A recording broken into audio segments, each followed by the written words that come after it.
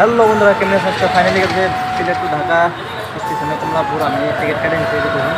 তো 320 টাকা টিকিটের দাম। আমি এখন সিলেটের মেন স্টেশনে। সিলেটে এখান থেকে গাড়ি গেলে 500 টাকা, আর ট্রেনে গেলে এখানে 320 টাকা খারিয়া পায়। এই দেখুন আপনারা, এই দিল সিলেট আর এই দিল টিকিট। সিলেট থেকে 3:45 ট্রেন ছাড়বো ঢাকার উদ্দেশ্যে, আর ঢাকা পাইব রাতের 11:10।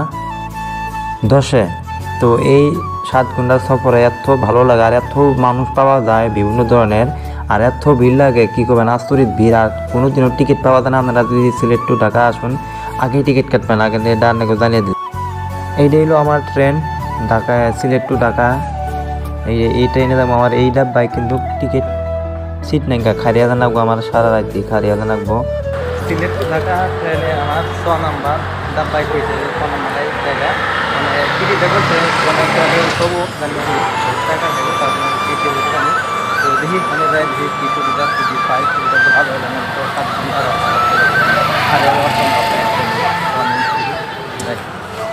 এটা হলো সিলেটের রেলওয়ে স্টেশন। এই যে বাংলাদেশের রেলওয়ে স্টেশন, রেলের ভিতরের সিট দেখুন কী অবস্থা। আমি আজকে বর্তমান বাংলাদেশের ট্রেনের ভিতরের অবস্থা কিন্তু দেখলেন আপনারা, একদমই মানে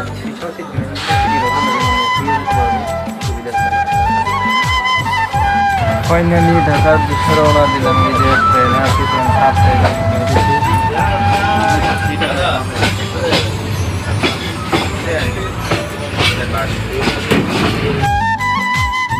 অ্যাকচুয়ালি এত সুন্দর দেখতে জায়গা, মানে গ্রামের ভিতরটা ট্রেনগুলো যায়, আচরিত ভালো লাগে। একদম গ্রামের পরিবেশে যায়, মজা লাগে একদমই।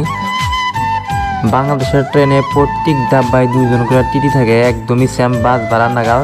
আপনি টিকিট ছাড়া পান, বাস নাগাল ভাড়া নেব। তাহলে আমরা ভৈরব রেল স্টেশন, ব্রাহ্মণবাড়ি পার হয়ে ভৈরব রেল স্টেশন পাইছি। তারপর হলো এয়ারপোর্ট রেল স্টেশন। ফাইনালি পেয়ে গেলাম বাংলাদেশের এয়ারপোর্ট রেল স্টেশন। এন থেকে আমার বাসন্তরা যেতে লাগবো প্রায়। এই হলো ঢাকার রোড। ঢাকা রোডে আমার সিএনজিতে ভাড়া নিল 250 টাকা, 20 কিলোমিটার জায়গা। আমি একলাই। তো বাসন্তরা জায়গাটার নাম হলো বাসন্তরা, নামে দেবো আমার বাসন্তরা থেকে। আর ভিতরে জানাবো আমার ফ্রেন্ডের থেকে নেবেন নিগে।